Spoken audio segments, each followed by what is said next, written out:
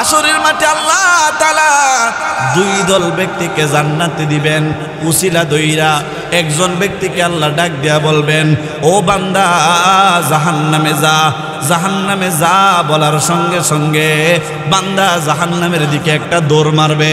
আমার আল্লাহ ডাক দিয়া বলবেন, তাল ইয়া আবদি, ও বান্দারে এইভাবে জাহান্নামের দিকে দৌড় মারলি, জাহান্নাম কিসকু কাহাতে হে, জাহান্নাম কারে কই তুই জানোস নি? বান্দা ডাক দেয়া বলবে, আল্লাহ গো ভালো কইরে জানি জাহান্নাম কারে কয়। জাহান্নাম মানে হইল আল্লাহ গো জাহান্নামে পড়ার সঙ্গে সঙ্গে আমাকে বাজা করে ফেলবে। ও মালিক, আমি জানি আমি জাহান্নামে পড়ার সঙ্গে সঙ্গে গুনাহ হয়ে যাব, এরপরেও আমার প্রাণটা বের হবে না। লা ইয়ামুতু ফিহা ওয়ালা ইয়াহইয়া, সেখানে শান্তিও লাগবে না, সেখানে জীবনও পাবো না। ওগো মালিক আল্লাহ, আমি জানি জাহান্নাম বড় কঠিন আযাব, এরপরেও আমি দৌড় মারছি। আল্লাহ কই, কেন জাহান্নামের দিকে দৌড় মারলি? বান্দা ডাক দিয়ে বলবে, মালিক ওগো আল্লাহ, দুনিয়াতে তোমার সব হুকুম আহকাম আমি পরিপূর্ণভাবে মানতে পারি নাই। আল্লাহ গো, এখনো তুমি আমারে হুকুম করছো, এখনো যদি তোমার হুকুমটা আমি না মানি, আমার মতো বেয়াদব বান্দার কেউ হতে পারে না। তুমি হুকুম করছো এবার জান্নাত হোক আর জাহান্নাম হোক, আমি চোখ বুঝে দৌড় মারছি। আল্লাহ তখন ডাক দিয়ে বলবেন, ও বান্দা, ভাই বানায় বলতেছি না, বুখারী শরীফের হাদিস। আল্লাহর নবী বলেন, ওই ব্যক্তিকে আল্লাহ ডাক দিয়া আদর করবেন আর বলবেন, বান্দা আমি আল্লাহ তোরে জাহান্নামে যাইতে বলি নাই রে, আমি আল্লাহ তোরে পরীক্ষা করছি। ও বান্দা, আমি আল্লাহ তোরে মাফ করতে চাই, আমি আল্লাহ দেখছি তুই আমার হুকুমের কথা মনে আসেনি। ও বান্দা রে, আমি মালিক, দুনিয়াতে তুই বিভিন্ন গুনার কারণে জাহান্নামী হইলেও আজকে তোরে আমি আল্লাহ আমার ক্ষমতায় তোরে জান্নাত দিমু। কেন জানোস নি? তুই পরমতলা মাদ্রাসার মাহফিলে বৈশা বৈশা আমার নবীকে খুশি করার জন্য, আমি আল্লাহরে খুশি করার জন্য একদিন বৈশা বৈশা ওয়াজ শুনছিলি, মনে আসেনি? বান্দা বলবে, আল্লাহ মনে আছে। আমার আল্লাহ ডাক দিয়া বলবেন, ও বান্দা, ওই দিনের নেক আমলটাকে উসিলা করে আমি আল্লাহর কাছে এত ভালো লাগছিল তোর নেক আমলটা, ওই নেক আমলের উসিলায় আমি আল্লাহ তোরে মাফ করে দিলাম। ও বান্দা, তোর মনে আসেনি? বান্দারে, মাদ্রাসার একটা তালেবে ইলমকে তুই 10টা টাকা দিছিলি। ও বান্দা, 10টা টাকা পাইয়া মাদ্রাসার তালেবে ইলমটা বড় খুশি হয়েছিল। মাদ্রাসার একটা তালেবে ইলম একদিন কান্না করতেছিল, বাড়ির কথা মনে করে। তুই সেই বাচ্চাটাকে বুঝাইছিলি, সেই বাচ্চাটার দায়িত্ব নিছিলি। ও বান্দা, ওই বাচ্চাটা তোর কারণে, তোর উসিলায় মাদ্রাসায় পয়রা কোরআনের হাফেজ হয়েছে, মাদ্রাসায় পরে আলেম হয়েছে। ও বান্দা, ওই দিনের তোর আমলটা আমি আল্লাহর কাছে তো ভালো লাগছে রে। আমি আল্লাহ ওই দিনের আমলটার কারণে, একটা বাচ্চাকে সান্ত্বনা দেওয়ার কারণে আমি আল্লাহ তোর প্রতি খুশি হয়েছিলাম। আজকে তুই যদিও গুনাহগার, আমি আল্লাহর নাম তো গফফার, এই গফফার নামের উসিলায় তোরে আমি আল্লাহ ক্ষমা করে দিলাম। আরেকজন বান্দাকে আল্লাহ বলবেন, ওই বান্দা তুই জাহান্নামে যা। এই কথা বলার সঙ্গে সঙ্গে বান্দা জাহান্নামে যাবে না, ফেরেশতা বান্দারে টানে, আই জাহান্নামে আই। কিন্তু বান্দা ব্রেক ধরে আছে। একটা ছাগলকে গোসল করানোর জন্য পুকুরের মধ্যে টানলে যেমন 2টা পা দিয়া ব্রেক ধরে না যাইতাম না, পানির মধ্যে নামতাম না, মাদ্রাসার ছাত্রদেরকে জোর করে মাদ্রাসায় আনার সময় যেমন ব্রেক ধরে না যাইতাম না, মাদ্রাসায় পড়তাম না, এইভাবে ফেরেশতা একজন বান্দাকে টানবে। আল্লাহ বলবেন, যাও জাহান্নামে যাও। কিন্তু বান্দা জাহান্নামে যাইতে চাইবে না। আল্লাহ বলবেন, তোর আগে আরেকটা বান্দার হুকুম করছি, সঙ্গে সঙ্গে দৌড় মারছে, তুই কেন দৌড় দেস না? ডাক দেয়া কয়, আল্লাহ আমি তো জানি তোমার একটা নাম আছে গফফার, আল্লাহ তোমার একটা নাম আছে রহমান। আল্লাহ গো, তুমি কেমন করে তোমার এত সুন্দর সুন্দর নাম থইয়া আমারে তুমি জাহান্নামে ফেলে দিবা গো? আল্লাহ তোমার রহমতের আশায় আমি জাহান্নামে যাই না, আল্লাহ তুমি আমারে মাফ করে দাও। আল্লাহ ডাক দেয়া বলবে, বান্দা সাদাকাতা, তুমি সত্য বলেছ। ও বান্দা তুই সত্য বলেছস।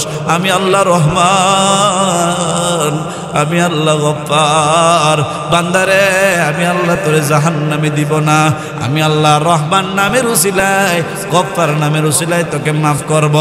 ও বান্দা যদিও তুই গুনাহগার, আমি আল্লাহ তোরে ক্ষমা করে দিলাম রে। একদিনের নেক আমলের কারণে আমি আল্লাহ তোকে ক্ষমা করে দিলাম। তুই একজন মুসাফির মানুষ, ওই মানুষটাকে পথ দেখাইছিল, সঠিক পথ, যে নহল চুমুনি এই দিকে না ওই দিকে, এই লোকটা এই দিকে এলিটগঞ্জ যাইতেছিল, তুমি তারে বললা ভাই নহল চুমুনি ওই দিকে, বাখরাবাদ ওই দিকে, একটু পথ দেখাই দিছিলা। ও বাবা, যদিও দুনিয়াতে একটা সামান্য বিষয় দেখা যায়, আল্লাহ তখন তারে ডাক দেয়া বলবেন, এই সামান্য একটা নেক আমলের উসিলায় আমি আল্লাহকে খুশি করার জন্য মানুষকে তুমি সঠিক পথের দিশা দিয়েছিলা, আমি আল্লাহ সেই আমলটার কারণে তোমাকে জান্নাতি বানায়া দিলাম। আলম সমূহ মানে শুধু পৃথিবী না, আল্লাহ তাআলা যত জগৎ বানিয়ে রেখেছেন সমস্ত জগতের জন্য। যেমন দুনিয়া একটা জগৎ, আল্লাহ কয় এই দুনিয়ার জন্য রহমত বানিয়েছি। আকাশের উপরে একটা জগৎ, আল্লাহ বলেন সেখানেও আপনাকে রহমত বানিয়েছি। ফেরেশতাদের একটা জগৎ, আল্লাহ বলেন সেখানেও আপনাকে রহমত বানিয়েছি। পানির নিচে যত মাছ এবং কীটপতঙ্গ বসবাস করে, পানির নিচের জগৎ এটা আরেকটা জগৎ। পানির নিচে কোনো মানুষ বসবাস করে না। মানুষ থাকে? কারা থাকে?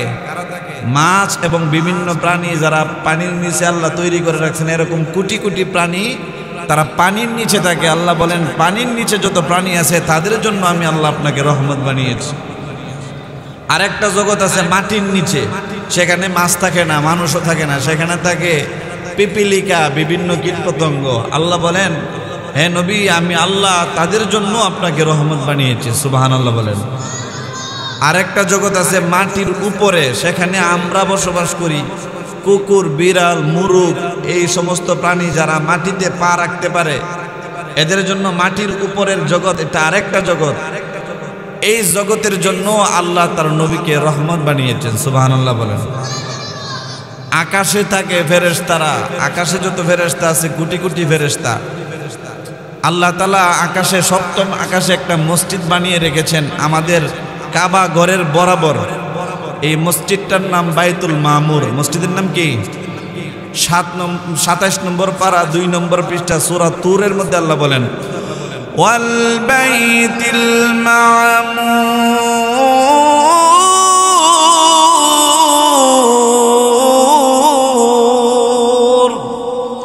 আল্লাহ তাআলা বাইতুল মামুরের কসম করেছেন। তাহলে বোঝা গেল বাইতুল মামুর নামক একটা মসজিদ আছে। সেটা কোথায়? সপ্তম আকাশে। কিপ্তম আকাশে, 7 আসমানের উপরে। কোন বরাবর? দুনিয়ার মক্কায় যে একটা কাবাঘর আছে, এই কাবাঘরের বরাবর, সুজা বরাবর বাইতুল মামুর থেকে বড় একটা পাথর নিক্ষেপ করলে, বরাবর নিক্ষেপ করলে সেই পাথরটা এসে পড়বে কাবাঘরের উপর। ফেরেশতারা প্রতিদিন সেই কাবা, সেই বাইতুল মামুর তোয়াফ করে। প্রতিদিন একসাথে 70,000 ফেরেশতা একবার তোয়াফ করে। জীবনে আর কোনোদিন তার তোয়াফের সিরিয়াল আসে না। প্রতিদিন 70,000 ফেরেশতা জিয়ারত করে সেই ঘর, তার জীবনে আর কোনোদিন সিরিয়াল আসবে না। এবার বুঝেন আল্লাহ তাআলা কত কোটি ফেরেশতা বানিয়ে রাখছেন। সুবহানাল্লাহ বলেন। আল্লাহ বলেন যত ফেরেশতা আমি আল্লাহ বানিয়ে রেখেছি, সকল ফেরেশতাদের জন্য আপনি রহমত। সুবহানাল্লাহ বলেন। আল্লাহ বলেন শুধু তাই না, ওগো নবীজি আমি আল্লাহ আপনাকে কত ভালোবাসি, আপনাকে কত রহমত বানিয়েছি। নবী গো শুনেন, আমি আল্লাহর ব্যাপারে আমি আল্লাহ বলে দিয়েছি ইন্নী আনাল্লাহু রাব্বুল আলামিন। ওগো নবীজি, ও আমার বন্ধু, আপনার উম্মতদেরকে জানায়া দেন ইন্নী আনাল্লাহু রাব্বুল আলামিন, আমি আল্লাহ হইলাম রব্বুল আলামিন। আর আপনি নবীকে আমি আল্লাহ বানিয়েছি রহমাতুল লিল আলামিন। আমি আল্লাহ যতদিন যত জায়গায় রব, ওগো নবীজি আপনাকে আমি আল্লাহ বানিয়েছি ততদিন তত জায়গায় রহমত। আমি আল্লাহ আকাশের উপরে প্রাণীদের জন্য রব। আমি আল্লাহ আপনি নবীকে বানাইছি আকাশের উপরে যত প্রাণী বসবাস করে তাদের জন্য রহমত। শুধু তাই না গো নবীজি, মানুষ যখন মারা যায়, মারা যাওয়ার পরে মানুষকে একটা জগতে রাখা হয়। এই জগৎটাকে বলা হয় আলমে বরজক, বরজকের জগৎ, কবরের জগৎ। আল্লাহ বলেন নবী গো, কবরের জগতে মানুষ যত প্রাণী ঘুমায় যাবে, সকল প্রাণীদের জন্য আমি আল্লাহ রব, আপনি নবীকে বানিয়েছি তাদের জন্য রহমত। শুধু তাই না গো নবী, সারা পৃথিবী একদিন আমি আল্লাহ ধ্বংস করে দিব। আল কারিআতু মাল কারিআহ ওয়া মা আদরাকা মাল কারিআহ, আল হাক্কাতু মাল হাক্কা ওয়া মা আদরাকা মাল হাক্কা। ওগো নবীজি, আপনি কি জানেন কিয়ামত কি? যে কিয়ামতের দিন আমি আল্লাহ ইযা ওয়াকাতিল ওয়াকিআ, বড় ধরনের একটা ঘটনা ঘটায় দিব। সারা পৃথিবী আল্লাহ কিয়ামত করে দিবেন। আসমান, এত সুন্দর আসমান ফেটে যাবে। ইসরাফিল যখন সিংহায় ফু দিবে, সঙ্গে সঙ্গে আসমানটা ফেটে যাবে, টুকরা টুকরা হয়ে যাবে। জমিন ধ্বংস হয়ে যাবে। জমিনের সব প্রাণীরা জমিনের মধ্যে মিশে যাবে। একটা একটা প্রাণী করে সবার মরণ হয়ে যাবে। এমনকি পৃথিবীতে একটা মশাও বাকি থাকবে না, একটা পিপিলিকাও বাকি থাকবে না, সব কিছুর মরণ হয়ে যাবে। এই পরমতলা গ্রামের একটা গাছ বৃক্ষলতাও বাকি থাকবে না, সব ধ্বংস হয়ে যাবে। সব কিছু আল্লাহ ধ্বংস করে দিবেন। ধ্বংস করে দিয়ে আল্লাহ তাআলা আসমানটাকে ফাটায় দিবেন। দুনিয়ার সবগুলো পাহাড়কে আল্লাহ উপড়ে ফেলবেন। পাহাড়গুলো একদম ধুলোবালি হয়ে যাবে। ওয়াতাকুনুল জিবালু কালঈনিল মানফুস। আল্লাহ ডাক দেয়া কয়, ওগো নবীজি, কিয়ামত মানে হলো পাহাড়টা হয়ে যাবে একেবারে। আপনারা তুলার দোকানে গিয়ে দেখবেন, তুলাকে যখন এভাবে পিষা হয়, বাইরানো হয়, তুলাকে বাড়ি দিলে তুলার গুঁড়াগুলো উঠতে থাকে। আল্লাহ ডাক দেয়া বলেন, আমি আল্লাহ যখন ইসরাফিলকে বলবো, ও ইসরাফিল, অনুফিখা ফিস সূরি, সিংহায় যখন ফু দেওয়া হবে গো, সিংহায় ফু দেওয়ার সঙ্গে সঙ্গে দুনিয়াটা তছনছ হয়ে যাবে। দুনিয়াটা তছনছ হয়ে যাবে, লন্ডভন্ড হয়ে যাবে। দুনিয়ার কোনো দালান কোঠা থাকবে না, পরমতলার কোনো বিল্ডিং থাকবে না, কোনো কুড়ে ঘরও থাকবে না, কোনো টিনের ঘরও থাকবে না। এই মাদ্রাসাও তখন থাকবে না, এই মাদ্রাসার মাঠও থাকবে না। এই মাদ্রাসার মাঠে যত বৃক্ষলতা আছে কোনো কিছুই থাকবে না, সব আল্লাহ ধ্বংস করে দিবেন। আমার মালিক ডাক দিয়া বলেন, কোরআনে কারিমে আল্লাহ বারবার বারবার এই দিনটার কথা বলছেন। এই দিনটার নাম হলো ইয়াউমুল কিয়ামা। কিয়ামতের দিন আল্লাহ কিয়ামত ঘটায় দিবেন। সব কিছু ধ্বংস হয়ে যাওয়ার পর আবার নতুন করে আল্লাহ মানুষদেরকে উঠাইবেন। যেই মাঠটার মধ্যে উঠাইবেন, সেই মাঠের নাম হলো হাসরের মাঠ। সেই মাঠটার নাম কি? ও বন্ধু, পৃথিবীর সব প্রাণী যখন মারা যাবে, পৃথিবীর মধ্যে আর কোনো আওয়াজ হবে না। একটা পিঁপড়া হাঁটলে যেমন আওয়াজ হয়, পিঁপড়ার হাঁটার আওয়াজ কিন্তু আমরা শুনি না। এরকম আস্তে আস্তে একটা পিঁপড়া হাঁটে। আল্লাহ ডাক দেয়া কয়, এরকম একটা পিঁপড়ার হাঁটার আওয়াজের মতো শব্দ পৃথিবীতে হবে না। 40 বছর পর্যন্ত পুরা পৃথিবী একদম স্তব্ধ হয়ে যাবে, কোনো আওয়াজ নাই। সব প্রাণীরা মাটির সাথে মিশে গেছে। আমার মালিক আল্লাহ তাআলার আরশে আজিমের নিচ থেকে 40 বছর পরে একটা বৃষ্টি হবে। ওই বৃষ্টিটা হওয়ার সঙ্গে সঙ্গে ইসরাফিল আলাইহিস সালাম সিংহার মধ্যে দ্বিতীয়বার আবার ফুৎকার দিবেন। দ্বিতীয়বার আবার ফুৎকার দেওয়ার সঙ্গে সঙ্গে বৃষ্টিটা যখন আল্লাহর আরশে আজিমের নিচ থেকে বৃষ্টি বর্ষণ হবে, প্রত্যেকটা বৃষ্টির ফোঁটা যত প্রাণী জমিনের মধ্যে ঘুমায় আছে, প্রত্যেকটা প্রাণীর নাভির মধ্যে স্পর্শ করবে। ফু এবং এই যে বৃষ্টির পানি দুইটা একত্র হবে।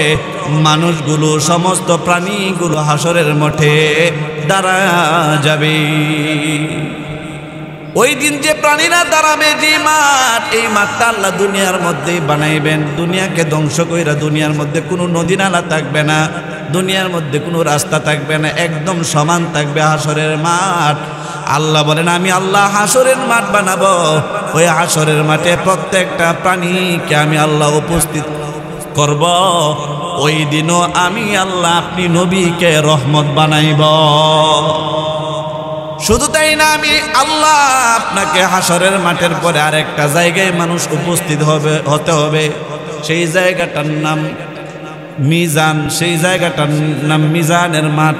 মিজানের একটা পাল্লা থাকবে হাসরের মাঠের এক কোনায়। ওই পাল্লার কাছে একটা ভয়াবহ অবস্থা তৈরি হবে। আমার আল্লাহ ডাক দেয়া কই নবী, ওই মিজানের সময় আমি আল্লাহ হব মানুষের জন্য রব। ওই মিজানের পাল্লার কাছে কত মানুষ আপনি নবীর রহমতের উসিলায় পার পেয়ে যাবে। আপনি নবীর রহমত হওয়ার কারণে আপনার কত উম্মত আপনার রহমতের দোহাই দিয়া দিয়া জান্নাতে চলে যাবে। শুধু তাই না, মিজানের মাঠের পরে আরেকটা মাঠ হবে, সেটাকে বলা হয় পুলসিরাতের মাঠ। ওই পুলসিরাতের মাঠ, ওইখানে কত মানুষের ফায়সালা হয়ে যাবে। আল্লাহ কয় ওই দিন জানা হয়ে যাবে মানুষ যে দুই ভাগে ভাগ হয়ে যাবে। দুনিয়ার কাফের মুশরিক মুনাফিক যত বেদিন আছে সব বেদিনদের একটা গ্রুপ হয়ে যাবে, আর মুসলমান ঈমানওয়ালা জান্নাতীদের আরেকটা গ্রুপ হয়ে যাবে। আল্লাহ ডাক দেয়া বলেন ফারিকুম ফিল জান্নাতি ওয়া ফারিকুম ফিস সাঈর। একটা দল হবে জান্নাতি আর একটা দল হবে জাহান্নামী। যারা আল্লাহর নবীর ঘর মাদ্রাসাকে মহব্বত করত তারা জান্নাতি, যারা আল্লাহর কোরআনকে ভালোবাসতো তারা জান্নাতি, যারা নেক কাজ করত নামাজ পড়তো নামাজীদেরকে মহব্বত করত তারা জান্নাতি, যারা আল্লাহকে ভালোবাসতো তারা জান্নাতি, যারা নবীকে ভালোবাসতো তারা জান্নাতি, যারা টুপি পছন্দ করত তারা জান্নাতি, যারা পাঞ্জাবি মহব্বত করত তারা জান্নাতি, যারা নবীর সুন্নতকে মহব্বত করত তারা জান্নাতি, যারা মসজিদকে মহব্বত করত তারা জান্নাতি, যারা মাহফিলগুলোকে পছন্দ করত তারা জান্নাতি, যারা তফসির মাহফিল হোক এটা চাইতো তারা জান্নাতি, আর যারা তফসির মাহফিলের বিরোধিতা করত তারা হবে জাহান্নামী। ঠিক কিনা বলেন? যারা মাদ্রাসার বিরোধিতা করত তারা জাহান্নামী, যারা নবীর বিরোধিতা করত তারা জাহান্নামী, যারা টুপি দেখলে তাদের গা চুলকাইতো তারা জাহান্নামী, যারা মাদ্রাসার ছাত্রদেরকে দেখলে ছাত্র ঘৃণা করত তারা জাহান্নামী। ঠিক কিনা বলেন? যারা হুজুর দেখলে শরীর চুলকায় তারা জাহান্নামী, যারা মাদ্রাসা ধ্বংস হয়ে যাক চায় তারা জাহান্নামী, যারা মসজিদ পছন্দ করে না, মুসল্লি পছন্দ করে না, যারা আল্লাহর জিকির পছন্দ করে না, যারা কোরআন পছন্দ করে না, যারা কিয়ামত বিশ্বাস করে না, নবীদের রহমত বিশ্বাস করে না, তারা জাহান্নামী, তারা নাস্তিক। ঠিক কিনা বলেন? আমার আল্লাহ ডাক দিয়ে বলেন ফারিকুম ফিল জান্নাহ। যারা মাদ্রাসা মহব্বত করে, আল্লাহওয়ালা মহব্বত করে, মাহফিল মহব্বত করে, যারা নমনীয় হয়ে চলে, আল্লাহর বান্দা ইবাদুর রহমান যারা আল্লাহর বান্দা যারা হবে ওই দিন তারা ফারিকুম ফিল জান্নাহ, এই জান্নাতি ফারিকের মধ্যে থাকবে। আর যারা দ্বীনকে অপছন্দ করত, আল্লাহর নবীকে অপছন্দ করত, আল্লাহকে অপছন্দ করত, তারা হবে ফারিকুম ফিস সাঈর। আল্লাহর কাছে বলেন ইন্নাল আবরার লাফি নাঈম। যারা হবে আবরার, আবরার মানে সৎকর্মশীল, যারা ভালো কাজ করে, ভালো কাজের কোনো অভাব নাই। ও বাবা, আমরা মনে করি শুধু নামাজ পড়ার নাম ওই বুঝি ভালো কাজ। না না, শুধু নামাজের নাম ওই ভালো কাজ না, শুধু রোজা রাখার নাম ওই ভালো কাজ না। আমার আল্লাহ ডাক দিয়া বলেন শোনো ও পরম তলার মুসলমান, তুমি যদি ইমানদার হও, তোমাদের এই রাস্তা দিয়ে যদি ব্রাহ্মণবাড়িয়ার কোনো লোক এইভাবে অতিক্রম করতেছে, তুমি একটা মুসলমানের সাথে হাসি মুখে কথা বললা, সালাম দিলা, আমার আল্লাহ কয় একজন মুসলমান আর একজন মুসলমানের সাথে হাসি মুখে কথা বলাও আবরার। ঠিক কিনা বলেন? একজন মাদ্রাসার ছাত্রকে শুধু খাওয়াইলেই আবরার হই না। মাদ্রাসার ছাত্রকে আপনি গরিব মানুষ খাওয়াইতে পারেন না, শুধু মহব্বত দিলেন, তার মাথার মধ্যে হাত বুলাইলেন, আমার নবী ডাক দিয়া কয় যেই ব্যক্তি একটা এতিম বাচ্চা, গরিব বাচ্চার মাথার ভিতরে হাত বুলাইবে, নবী আমার ডাক দিয়া বলেন শোনো ও আমার সাহাবীরা, ও আমার আমার উম্মতেরা শুনো রে, তোমার হাতের নিচে একটা তালেবে ইলমের যতটা চুল তোমার হাতের নিচে পড়বে, আল্লাহ তাআলা তোমার আমলনামা থেকে ততটা গুনাহ আল্লাহ মাফ করে দিবেন। শুধু তাই না, তোমার গুনাহ মাফ করবেন, শুধু তাই না, আমার আল্লাহ তোমার আমলনামায় তোমার হাতের নিচে ওই বাচ্চাটার যতটা চুল পড়বে সেই পরিমাণ সওয়াব আল্লাহ দান করে দিবেন। তোমার হাতের নিচে বাচ্চাটার যতটা চুল পড়বে আল্লাহ তাআলা তত পরিমাণ মর্যাদা তোমাকে বাড়ায়া দিবেন। ও পর্দার আলের মা, মাগো, অনেক সময় অনেক বাচ্চাদেরকে দাওয়াত দিয়া খাওয়ান, অনেক সময় বাচ্চাদেরকে রোজিন রেখা খাওয়ান। আম্মা জান শুনেন, আল্লাহওয়ালারা ডাক দিয়া বলেন, মাগো, উম্মতের কোনো মুমিনা মা যদি তার কোনো মাদ্রাসার ছাত্রের জন্য তার চুলার ভিতরে আগুন ধরায়, যেই মহিলা দুনিয়াতে মাদ্রাসার তালেবে ইলমের জন্য, এতিম বাচ্চাদের জন্য, গরিব বাচ্চাদের জন্য তার চুলার ভিতরে দুনিয়ার আগুন ধরাইবে, আল্লাহ তাআলা তার জন্য জাহান্নামের আগুনকে নিভাইয়া দিবেন। দুনিয়াতে আপনি আলেম উলামার জন্য চুলার মধ্যে আগুন ধরাইবেন, আল্লাহ তাআলা আপনার জন্য হাসরের মাঠের আগুনকে নিভাইয়া দিবে। কিন্তু আমরা তো অনেক সময় আলেম ওলামাদেরকে ব্যঙ্গ করি। আলেমরা যদি রাস্তা দিয়ে আস্তে আস্তে হাইটা যায়, ডাক দিয়া কই, হুজুর আজকাল কি বেশি খায় লাইছেন নাকি? ঠিক না? আস্তে হাঁটলে কই, হুজুর মনে আজকে বেশি খাইছে। আবার হুজুর যদি স্পিডে আটে, মাশাল্লাহ হুজুরের মনে আজকে দাওয়াত বেশি রেখ খেলাইছে, আরেকটা দাওয়াত মনে আছে। ঠিক না? হুজুর যদি একটু চিকন হয় তখন বলাই হাই ফকিন্নি মানুষ, গরিব মানুষ খাইতে পারে না, এই জন্য চিকন। হুজুর যদি একটু মোটা হয় তখন কই পরের বাড়িতে খাইয়া মোটা হয়ে গেছে। ঠিক কিনা বলে? এদেরকে চিনে রাখবেন, এরাই নবীর দুশমন, আল্লাহর দ্বীনের দুশমন। ও বাবা আলেম ওলামা, আল্লাহর কসম করে বলি, কোনো আলেম কোনো পাবলিকের বিরোধিতা, কোনো মুসল্লিদের বিরোধিতা করে না। দেখবেন প্রত্যেকটা মুসল্লি যারাই হুজুরকে পছন্দ না করে শাস্টলের মধ্যে বৈশা বৈশা হুজুরের গীবত করে, আল্লাহর কসম লাগে ভাই এরকম করবেন না। যেই হুজুরটা প্রত্যেকটা নামাজের পরে পরে দুইটা হাত তুইলা আপনার জন্য দোয়া করে, যেই শিক্ষক আপনাকে এত মহব্বত করে, আপনি কোন বিবেকে আপনার হুজুরের বদনামটা শাস্টলের মধ্যে করলেন? অন্য কেউ যদি বদনাম করতো আপনার দরকার ছিল আপনি প্রতিবাদ করার, এই হুজুরের বিরোধিতা কেন করো? এরকমটা না কইরা যারা হুজুরের বদনামে লিপ্ত হয়ে যায় তারা পরিপূর্ণ মুসলমান হতে পারে নাই, তারা হক্কানি মুসলমান হতে পারে নাই। ঠিক কিনা বলেন?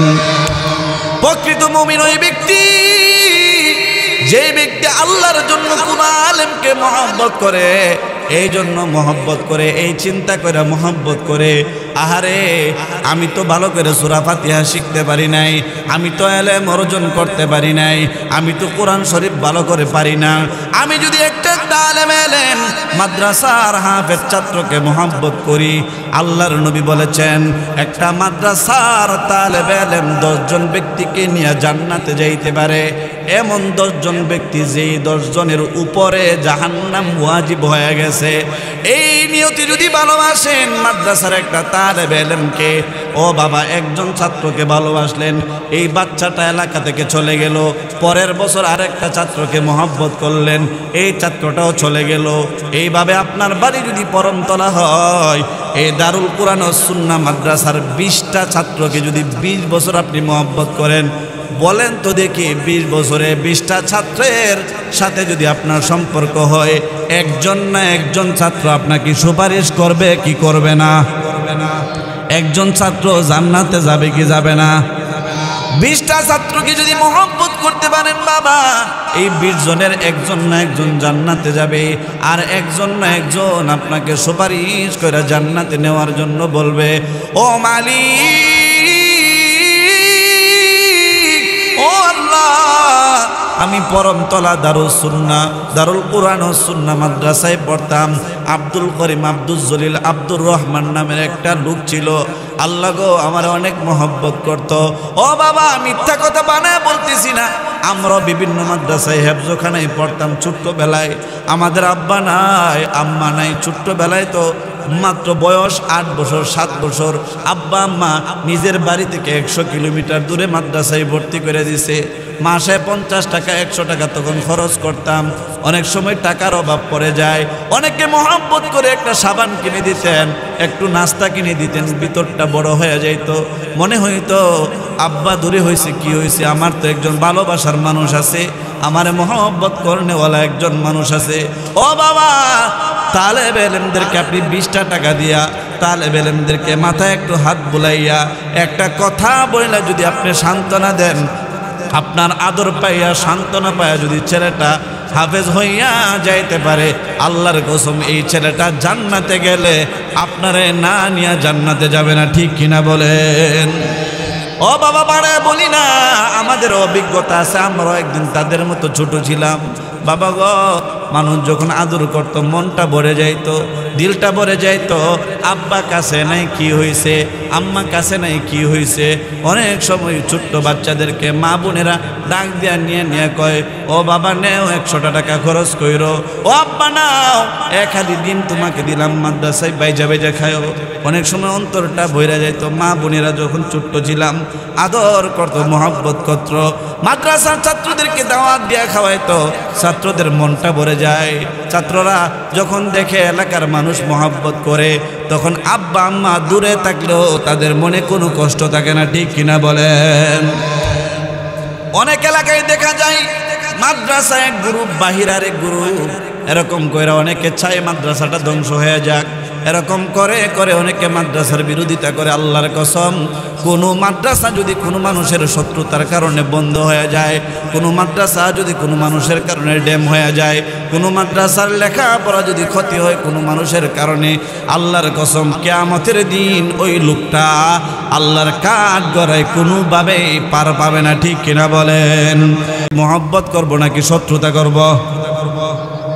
দিল থেকে বলেন, দিল থেকে। দিল থেকে মহব্বত করবো। কোথা থেকে? দিল থেকে মহব্বত করব।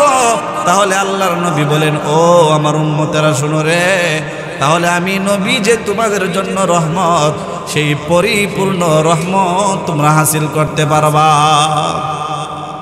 মিজানের পাল্লায় আল্লাহর নবী রহমত। মিজানের পাল্লার কাছে যাওয়ার পরে অনেক মানুষ ধরা পড়ে যাবে, অনেক মানুষের নেক আমলের পাল্লাটা বড় পাতলা হয়ে যাবে, উপরে উঠে যাবে।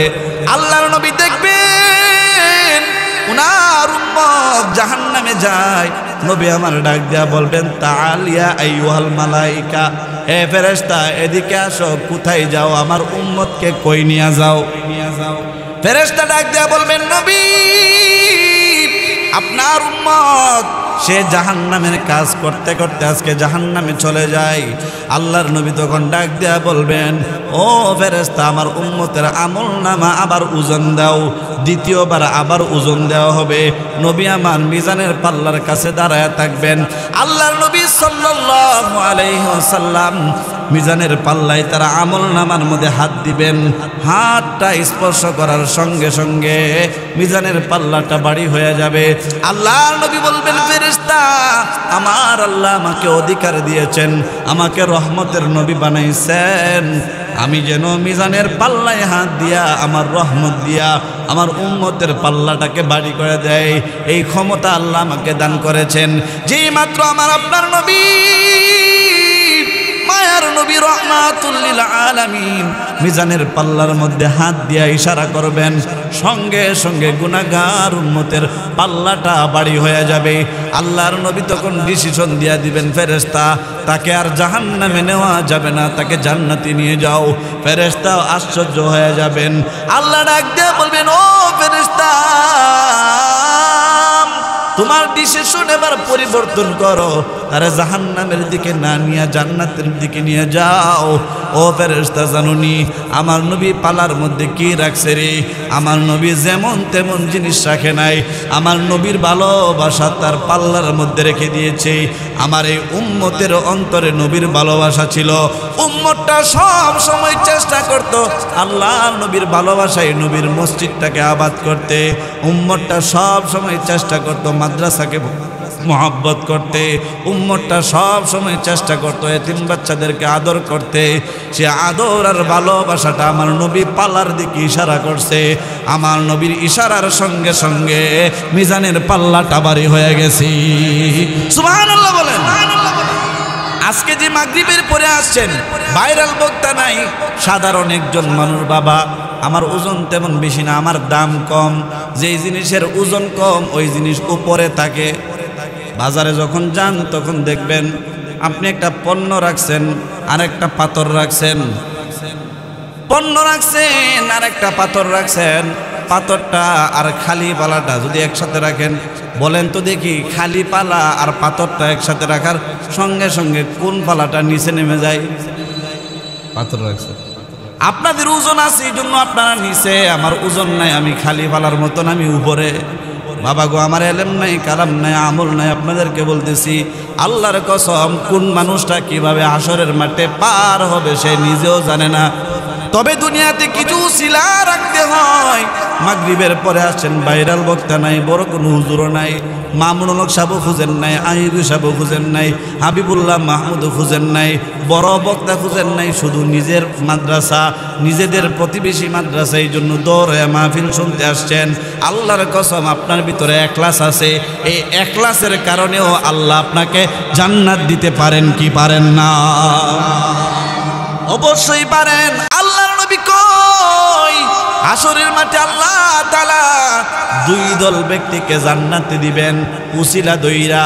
একজন ব্যক্তিকে আল্লাহ ডাক দিয়া বলবেন, ও বান্দা জাহান্নামে যা। জাহান্নামে যা বলার সঙ্গে সঙ্গে বান্দা জাহান্নামের দিকে একটা দৌড় মারবে। আমার আল্লাহ ডাক দিয়া বলবেন, তাল ইয়া আবদি, ও বান্দারে, এইভাবে জাহান্নামের দিকে দৌড় মারলি, জাহান্নাম কিসকু কাহাতে হে, জাহান্নাম কারে কই তুই জানোস নি? বান্দা ডাক দেয়া বলবে, আল্লাহ গো, ভালো কইরে জানি জাহান্নাম কারে কয়। জাহান্নাম মানে হইল, আল্লাহ গো, জাহান্নামে পড়ার সঙ্গে সঙ্গে আমাকে বাজা করে ফেলবে। ও মালিক, আমি জানি আমি জাহান্নামে পড়ার সঙ্গে সঙ্গে গুনাহ হয়ে যাব, এরপরেও আমার প্রাণটা বের হবে না। লা ইয়ামুতু ফিহা ওয়ালা ইয়াহইয়া, সেখানে শান্তিও লাগবে না, সেখানে জীবনও পাবো না। ওগো মালিক আল্লাহ, আমি জানি জাহান্নাম বড় কঠিন আযাব, এরপরেও আমি দৌড় মারছি। আল্লাহ কই, কেন জাহান্নামের দিকে দৌড় মারলি? বান্দা ডাক দিয়ে বলবে, মালিক, ওগো আল্লাহ, দুনিয়াতে তোমার সব হুকুম আহকাম আমি পরিপূর্ণভাবে মানতে পারি নাই। আল্লাহ গো, এখনো তুমি আমারে হুকুম করছো, এখনো যদি তোমার হুকুমটা আমি না মানি, আমার মতো বেয়াদব বান্দার কেউ হতে পারে না। তুমি হুকুম করছো এবার জান্নাত হোক আর জাহান্নাম হোক, আমি চোখ বুঝে দৌড় মারছি। আল্লাহ তখন ডাক দেয়া বলবেন, ও বান্দা, ভাই বানায় বলতেছি না, বুখারী শরীফের হাদিস। আল্লাহর নবী বলেন, ওই ব্যক্তিকে আল্লাহ ডাক দেয়া আদর করবেন আর বলবেন, বান্দা, আমি আল্লাহ তোরে জাহান্নামে যাইতে বলি নাই রে, আমি আল্লাহ তোরে পরীক্ষা করছি। ও বান্দা, আমি আল্লাহ তোরে মাফ করতে চাই, আমি আল্লাহ দেখছি তুই আমার হুকুমের কথা মনে আসেনি। ও বান্দা রে, আমি মালিক, দুনিয়াতে তুই বিভিন্ন গুনার কারণে জাহান্নামী হইলেও আজকে তোরে আমি আল্লাহ আমার ক্ষমতায় তোরে জান্নাত দিমু। কেন জানোস নি? তুই পরমতলা মাদ্রাসার মাহফিলে বৈশা বৈশা আমার নবীকে খুশি করার জন্য, আমি আল্লাহরে খুশি করার জন্য একদিন বৈশা বৈশা ওয়াজ শুনছিলি, মনে আসেনি? বান্দা বলবে, আল্লাহ মনে আছে। আমার আল্লাহ ডাক দেয়া বলবেন, ও বান্দা, ওই দিনের নেক আমলটাকে উসিলা করে আমি আল্লাহর কাছে এত ভালো লাগছিল তোর নেক আমলটা, ওই নেক আমলের উসিলায় আমি আল্লাহ তোরে মাফ করে দিলাম। ও বান্দা, তোর মনে আসেনি? বান্দারে, মাদ্রাসার একটা তালেবে ইলমকে তুই 10টা টাকা দিছিলি। ও বান্দা, 10টা টাকা পাইয়া মাদ্রাসার তালেবে ইলমটা বড় খুশি হয়েছিল। মাদ্রাসার একটা তালেবে ইলম একদিন কান্না করতেছিল, বাড়ির কথা মনে করে। তুই সেই বাচ্চাটাকে বুঝাইছিলি, সেই বাচ্চাটার দায়িত্ব নিছিলি। ও বান্দা, ওই বাচ্চাটা তোর কারণেও, তোর উসিলায় মাদ্রাসায় পয়রা কোরআনের হাফেজ হয়েছে, মাদ্রাসায় পরে আলেম হয়েছে। ও বান্দা, ওই ওই দিনের তোর আমলটা আমি আল্লাহর কাছে তো ভালো লাগছে রে, আমি আল্লাহ ওই দিনের আমলটার কারণে একটা বাচ্চাকে সান্ত্বনা দেওয়ার কারণে আমি আল্লাহ তোর প্রতি খুশি হয়েছিলাম। আজকে তুই যদিও গুনাহগার, আমি আল্লাহর নাম তো গফফার, এই গফফার নামের উসিলায় তোরে আমি আল্লাহ ক্ষমা করে দিলাম। আরেকজন বান্দাকে আল্লাহ বলবেন, ওই বান্দা তুই জাহান্নামে যা। এই কথা বলার সঙ্গে সঙ্গে বান্দা জাহান্নামে যাবে না, ফেরেশতা বান্দারে টানে, আই জাহান্নামে আই। কিন্তু বান্দা ব্রেক ধরে আছে। একটা ছাগলকে গোসল করানোর জন্য পুকুরের মধ্যে টানলে যেমন দুইটা পা দিয়া ব্রেক ধরে না যাইতাম না, পানির মধ্যে নামতাম না, মাদ্রাসার ছাত্রদেরকে জোর করে মাদ্রাসায় আনার সময় যেমন ব্রেক ধরে না যাইতাম না মাদ্রাসায় পড়তাম না, এইভাবে ফেরেশতা একজন বান্দাকে টানবে। আল্লাহ বলবেন যাও জাহান্নামে যাও, কিন্তু বান্দা জাহান্নামে যাইতে চাইবে না। আল্লাহ বলবেন তোর আগে আরেকটা বান্দার হুকুম করছি, সঙ্গে সঙ্গে দৌড় মারছে, তুই কেন দৌড় দেস না? ডাক দেয়া কয়, আল্লাহ আমি তো জানি তোমার একটা নাম আছে গফফার, আল্লাহ তোমার একটা নাম আছে রহমান। আল্লাহ গো তুমি কেমন করে তোমার এত সুন্দর সুন্দর নাম থইয়া আমারে তুমি জাহান্নামে ফেলে দিবা গো? আল্লাহ তোমার রহমতের আশায় আমি জাহান্নামে যাই না, আল্লাহ তুমি আমারে মাফ করে দাও। আল্লাহ ডাক দেয়া বলবে, বান্দা সদাকতা, তুমি সত্য বলেছ, ও বান্দা তুই সত্য বলেছস, আমি আল্লাহ রহমান, আমি আল্লাহ গফফার। বান্দারে আমি আল্লাহ তোরে জাহান্নামে দিব না, আমি আল্লাহ রহমান নামের উসিলায় গফফার নামের উসিলায় তোকে মাফ করব। ও বান্দা যদিও তুই গুনাহগার, আমি আল্লাহ তোরে ক্ষমা করে দিলাম রে, একদিনের নেক আমলের কারণে আমি আল্লাহ তোকে ক্ষমা করে দিলাম। তুই একজন মুসাফির মানুষ, ওই মানুষটাকে পথ দেখাইছিল, সঠিক পথ, যে নহল চুমনি এই দিকে না ওই দিকে, এই লোকটা এই দিকে এলিটগঞ্জ যাইতেছিল, তুমি তারে বললা ভাই নহল চুমনি ওই দিকে, বাখরাবাদ ওই দিকে, একটু পথ দেখাই দিছিলা। ও বাবা যদিও দুনিয়াতে একটা সামান্য বিষয় দেখা যায়, আল্লাহ তখন তারে ডাক দেয়া বলবেন, এই সামান্য একটা নেক আমলের উসিলায় আমি আল্লাহকে খুশি করার জন্য মানুষকে তুমি সঠিক পথের দিশা দিয়েছিলা, আমি আল্লাহ সেই আমলটার কারণে তোমাকে জান্নাতি বানায়া দিলাম। এইগুলা এমনই না, নবীর রহমতের কারণে। বলেন কিসের কারণে? নবীর রহমতের কারণে বাবা। আল্লাহ তাআলা আমাদেরকে যে মাস ঢুকে গেল, রজব মাস, শাবান মাস ঢুকে গেল, এই শাবান মাসে একটা রাত আছে, রাতটার নাম লাইলাতুন নিসফি মিন শাবান, আমরা যেটাকে বলি শবে বরাত। এই একটা রাত ইবাদত করলে আল্লাহ তাআলা আমাদেরকে অসংখ্য নেকি দান করেন। সামনে আসতেছে রমাদান মাস, রমাদান মাসে যত ইবাদত করব ততই সওয়াব হবে, ততই নেকি হবে। রমাদান মাসে আরেকটা রাত আছে শবে কদর, এই শবে কদরে ইবাদত করলে খয়রুম মিন আলফি শাহরিন, হাজার মাস ইবাদতের থেকে বেশি সওয়াব আল্লাহ আমাদেরকে দান করেন। এমনই না, এরকম সওয়াব আল্লাহ তাআলা আগের যুগের কোনো উম্মতকে দান করে নাই, শুধু আমাদের নবীর উম্মতদের জন্য আল্লাহ এরকম অফার রেখেছেন। সুবহানাল্লাহ বলেন। ও বাবা, আগের যুগের উম্মতেরা মসজিদের বাহিরে নামাজ পড়লে নামাজ হইতো না, নির্ধারিত মসজিদের মধ্যে গিয়া নামাজ পড়া লাগতো। কিন্তু আমার নবীর উম্মত যেখানেই ওয়াক্ত হবে সেখানেই যদি নামাজ পড়ে নি নামাজ হয়ে যাবে, ঠিক কিনা বলেন? আমার নবীর উম্মতের জন্য বাবা আল্লাহ কত ছাড় দিয়েছেন। আগের যুগের উম্মতের কাপড়ের মধ্যে যদি নাপাকি লেগে যাইত, সেই কাপড়ের নাপাকের জায়গাটা কেটে ফেলে দেওয়ার আগ পর্যন্ত পাক হইতো না। কিন্তু আমাদের নবীর উম্মতের জন্য আল্লাহ কত সহজ করছেন, নাপাক লাগলে সেই নাপাকটাকে ধুয়ে মুছে ফেলে দিলে কাপড় পরিষ্কার হয়ে যায়, ঠিক কিনা বলেন?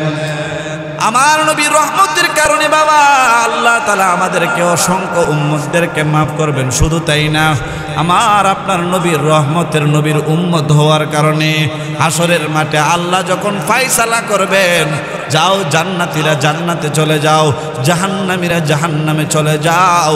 ও বাবা, জান্নাতে সর্বপ্রথম আল্লাহ তাআলা আমাদের নবীর উম্মতকে ঢুকাইবেন। আমার নবীর উম্মতের আগে পৃথিবীর কোনো নবীর উম্মত জান্নাতে যাইতে পারবে না। সেটা আমাদের কারণে না, বরং আমাদের নবীর উসিলাই। ঠিক কিনা বলেন? এই নবীর উসিলাই তো কিছু কথা বলতে পারতেছি, তো সব নবীর দান। এই যে কোরআন, এইটা নবীর অবদান। ঠিক কিনা বলেন? এই কোরআন পরিপূর্ণ নবীর অবদান। আল্লাহর নবীর উসিলায় আমরা কোরআন পাইছি। এই কোরআন দিয়ে তো আমরা কিছু কথা বলি। এই কথা বলার কারণে তো মানুষ আমাদেরকে সম্মান করে। ও বাবা, এটার মতো মোটা মোটা কিতাব দুনিয়াতে অভাব নাই। এই কোরআনের মতো বাড়ি বাড়ি বই দুনিয়াতে অভাব নাই। যদি এখন আমি ইংলিশ পড়তাম, বাংলা পড়তাম, বাংলা যদি অনর্গল পয়রা শোনাইতাম, ইংলিশ যদি শোনাইতাম, কেউ আমারে সম্মান করে আলেম বইলা হাদিয়াও দিত না, খাওয়াইতো না, ভালোবাসতো না, মহব্বত করতো না। আমার নবীর উসিলায় কিছু এলেম পাইছি, সে এলেমের কথা বলার কারণে মানুষ মহব্বত করে। ঠিক কিনা বলেন? হুজুর বলেন, বুজুর বলেন, মুসি বলেন, বড় লোক বলেন, ধনী বলেন, ফকির বলেন, সবার জন্য আল্লাহর নবী রহমত। ঠিক কিনা বলেন? এই জন্য বন্ধু, আল্লাহর নবী সাল্লাল্লাহু আলাইহি ওয়াসাল্লাম যে রহমত, এটা আমরা না চিনলেও আগের যুগের মানুষেরা, নবীর সাহাবীরা ঠিকই চিনতেন। আল্লাহ বলেন, তোমরা আমার নবীরে অনেকে ভালোবাসো না। আমার নবীরে দুনিয়ার কেউ ভালো না বাসলেও সমস্যা নাই, আমার নবীরে আমি আল্লাহ নিজে ভালোবাসি। ইন্নাল্লাহা ওয়া মালাইকাতাহু ইউসাল্লুনা আলান নবী। আল্লাহ ভালোবাসে, ওয়া মালাইকাতাহু, আল্লাহর ফেরেশতারাও ভালোবাসে। এমনকি আল্লাহর নবীর জন্য আল্লাহর নবীর সাহাবীরা তাদের তাজা জান কুরবান করে দিয়েছেন। ঠিক কিনা বলেন? ও মাদ্রাসার তালেবে ইলম, তোমাদের অনেকের বয়স 8 বছর, 10 বছর, 9 বছর। তোমরা মনে করো আমার জন্য নামাজ না, আমার জন্য তো নেক আমল না। শুনো, যদিও তোমাদের গুনাহ নাই, সওয়াবও নাই, কিন্তু আমার আল্লাহর নবীর সাহাবীরা তারা এইগুলো হিসাব করে নাই। নবীর একজন সাহাবী ছিল, নাম ছিল তলহা ইবনে বারা। কি ছিল নাম? তলহা ইবনে বারা। বয়স মাত্র ছিল 8 বছর। মাদ্রাসার তালেবে ইলমরা ঘটনাটা মনোযোগ দিয়ে শোনো। ছোট্ট সাহাবী, নবীর সাহাবী, বয়স ছিল 8 বছর, নাম ছিল তলহা। তলহা রাদিয়াল্লাহু তাআলা আনহু তার আব্বার সঙ্গে একদিন নবীর দরবারে গেলেন। আল্লাহর নবীর দরবারে গিয়ে নবীর ওয়াজ শুনতেছিলেন। ওয়াজ শুনতে শুনতে পিছনে বৈশা বৈশা আল্লাহ নবীর জবান থেকে ওয়াজ শুনতে শুনতে তলহা কান্না শুরু করে দিছেন। সাহাবীদেরকে ওয়াজ করা শেষ, সাহাবীরা একজন একজন করে বাড়িতে চলে যায়। নামাজ শেষ, তালিম শেষ, সবাই বাড়িতে চলে যায়। কিন্তু একজন সাহাবী তার বাচ্চাকে হাতে ধইরা ধইরা টানে। বাচ্চাটা কান্দে, আব্বা, আব্বা গো, আমি বাড়িতে যাব না, কারণ আব্বা আজকে আমি এমন একজন নবীকে দেখছি। ওগো আমার আব্বা, এই নবীর দিকে তাকাইয়া, এই মানুষটার দিকে তাকাইয়া আমার অন্তর জুড়ায় গেছে। আব্বা গো, এত সুন্দর চেহারাওয়ালা মানুষ আমি জীবনে দেখি নাই, এত সুন্দর বলনেওয়ালা, কথা বলনেওয়ালা মানুষ আমি জীবনে দেখি নাই। ওগো আব্বা, আমি নবীর সাথে কথা না বইলা যাব না। বাবা সন্তানের হাত ধরে টানে, কিন্তু সন্তান হাউমাউ করে কান্দে। নবী আমার ডাক দেয়া বলে, ও তলহা, এইভাবে কান্দ কেন? ও শিশু তলহা, ও ছোট্ট বালক, এদিকে আসো, আমি নবীর কাছে বলো। তলহা ডাক দিয়া কই, নবী গো, আমি কাঁদতেছি, একটা ঘটনা আমার মনে পড়ে গেছে। ওগো নবীজি, আমি আজকে মাত্র নতুন আপনার দরবারে আসছি। আমার আব্বা আপনার কাছে আমার নিয়ে আসেন, কারণ আমি ছোট মানুষ। নবী গো, আপনার এত সুন্দর চেহারা, এই চেহারাটা দেখে আজকে আমি কষ্টটা আমার বুকের ভিতরে চাপায় রাখতে পারলাম না। ওগো নবীজি, আমার চোখ দিয়ে আপনার ভালোবাসায় পানি বের হয়ে গেছে। নবী গো, আমি চিন্তা করতেছি, এত সুন্দর চেহারায় তায়েফের বাচ্চারা কেমন করে পাথর মারল। ওগো নবীজি, আমি যদি ওই সময় থাকতাম, আমার কলিজাটা আপনার জন্য বিছায়া দিতাম, আমার কলিজা আপনার জন্য দিয়া দিতাম। ওগো নবীজি, আমার আব্বার কাছ থেকে শুনেছি আপনি যখন তায়েফের ময়দানে গেলেন গো, তায়েফের বাচ্চারা আপনার মাথার মধ্যে পাথর মেরেছে, আপনার চেহারার মধ্যে পাথর মেরেছে। ওগো নবীজি আপনার পিঠের মধ্যে নাকি তায়েফবাসী পাথর মারতে মারতে পিঠটাকে একদম গোটা হইলে যেমন বসন্ত হইলে যেমন এমন নাকি করে ফেলেছে। ওগো নবীজি আমি তলহা যদি ওই দিন থাকতাম গো, ও নবী আপনাকে পাথর মারবো দূরের কথা, আমার কলিজাটা আপনার জন্য দিয়ে দিতাম। এত সুন্দর চেহারা, এরকম চেহারা পৃথিবীতে আল্লাহ একটাও বানান নাই। আল্লাহ নবী তার কথা শুনে অবাক হয়ে গেলেন। ফাজিবা রাসূলুল্লাহ সাল্লাল্লাহু আলাইহি ওয়াসাল্লাম, আল্লাহর নবী অবাক হয়ে গেলেন। ছোট্ট একটা সাহাবীর ভিতরে আল্লাহর নবীর এত ভালোবাসা, নবী মুগ্ধ হয়ে গেলেন আর বললেন, সাহাবী তুমি কি আমারে ভালোবাসো? সাহাবী, ছোট্ট সাহাবী ডাক দিয়া বলেন, নবী গো ইন্নী উহিব্বুকা, আমি আপনারে অনেক ভালোবাসি, আমার আব্বার থেকে বেশি ভালোবাসি, আমার জানের থেকে বেশি ভালোবাসি। মুরনি ইয়া রাসূলুল্লাহ, আমার আপনি একটা আদেশ কইরা দেখেন, বিমা শিক্ষা, আপনি যেমন ইচ্ছা এরকম আদেশ করে দেখেন, আপনার আদেশ পাই না আমি দেখায় দিব আমি তলহা আপনার কত ভালোবাসি। নবী আমার তাকে ডাক দিয়া বললেন, ইযহাব ফাকতুল আবাকা, তুমি যাও তোমার আব্বারে মেরে ফেলো, হত্যা করে ফেলো, তাহলে বুঝবো তুমি আমাকে ভালোবাসো। একটা দৌড় মারলেন, তার আব্বাকে মেরে ফেলবে, তরবারিটা হাতে নিয়ে দৌড় মারলেন। নবী আমার ডাক দিয়া বললেন, তাল ইয়া তলহা, ও তলহা দাঁড়াও, ইন্নী লাম উবআস বিকতিয়াতি রহিমিন, আমি নবীজি দুনিয়াতে বাবা ছেলের সম্পর্ক নষ্ট করার জন্য আসি নাই, বরং আব্বা এবং ছেলের সম্পর্ক জোড়া লাগাইবার জন্য আসছি। ঠিক কিনা বলেন? আমি তোমাকে সত্যিকারের মারতে বলি নাই, আমি তোমাকে পরীক্ষা করলাম, তুমি তো সত্যি সত্যি তরবারি নিয়ে তোমার আব্বারে মারতে গেছো। ও তলহা সাবধান, তোমার আব্বারে মারার কথা কিন্তু বলি নাই, তোমারে পরীক্ষা করলাম। ও তলহা আমি নবীও তোমারে ভালোবাসি, তোমার ভালোবাসার পরীক্ষা আমি পেয়ে গেছি রে, আমি নবী তো তোমারে ভালোবাসি। তলহা ডাক দেয়া কই, নবী ওগো নবীজি আমিও আমার অন্তর থেকে আপনাকে ভালোবেসে ফেলেছি। শুধু একবার দেখছে, কয়বার? একবার দেখে একটা ছোট্ট বালক নবীকে এত ভালোবাসতে পারে? আল্লাহ নবী সাল্লাল্লাহু আলাইহি ওয়াসাল্লাম তাকে বিদায় দিয়ে দিলেন। তলহা বাড়িতে চলে গেল। কয়েকদিন পর তলহা অসুস্থ হয়ে গেলেন। ছোট্ট সাহাবী, ও মাদ্রাসার তালেবে ইলমরা, উস্তাদকে কেমন ভালোবাসতে হয়, উস্তাদকে কেমন শ্রদ্ধা করতে হয়, কেমন সম্মান করতে হয়, দেখো ছোট্ট সাহাবী কি বলে। সাহাবী অসুস্থ হয়ে গেলেন। আল্লাহর নবী সাল্লাল্লাহু আলাইহি ওয়াসাল্লাম, জা রাসূলুল্লাহ সাল্লাল্লাহু আলাইহি ওয়াসাল্লাম ফি বাইতিহি লিয়াউদাহু, আল্লাহর নবী তার বাড়িতে গেলেন তাকে দেখার জন্য, কারণ ছোট্ট সাহাবী অসুস্থ। ফি লাইলাতিন, রাতের বেলায়, রাতের অন্ধকারের মধ্যে নবী চলে গেলেন। অন্ধকার রাত, তখন তো মোবাইল ছিল না, তখন তো এরকম লাইটিং ছিল না। অন্ধকার রাতে পাহাড়ের গিরিপথ দিয়ে আল্লাহর নবী তার বাড়িতে চলে গেলেন। অফি শীতা, এই শীতের মধ্যে, অফি বারাদিন, এবং ঠান্ডা বৃষ্টি পড়তেছিল। এমন সময় তিনটা কষ্ট অপেক্ষা করে আল্লাহর নবী তার বাড়িতে চলে গেলেন। নবী আমার তলহার মাথার মধ্যে হাত বুলাইলেন, তার জন্য দোয়া করে দিলেন। বাহিরে গিয়ে আল্লাহর নবী তার আব্বা আবু তলহা অথবা বারা রাদিয়াল্লাহু তাআলা আনহুকে ডাক দিলেন। ডাক দিয়া বললেন, ও আমার সাহাবী শুনো রে, তোমার সন্তান তো বেশি দিন দুনিয়াতে বাঁচবে না। ও সাহাবী শুনো, তোমার সন্তান কয়েকদিনের ভিতরে দুনিয়া থেকে বিদায় হয়ে যাইতে পারে, কারণ তার কঠিন অসুস্থতা, এটা মৃত্যুর রোগ হয়েছে তার, সে আর দুনিয়াতে বাঁচবে না। এই কথা শোনার পর আবু তলহা বাবার চোখ দিয়ে পানি চলে আসছে।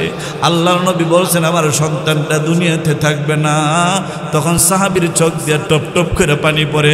নবী আমার ডাক দিয়া বলে, সাহাবী রে, আল্লাহ যতদিন হায়াত রাখছেন ততদিন হইতে থাকবেন, কান্না করে লাভ নাই।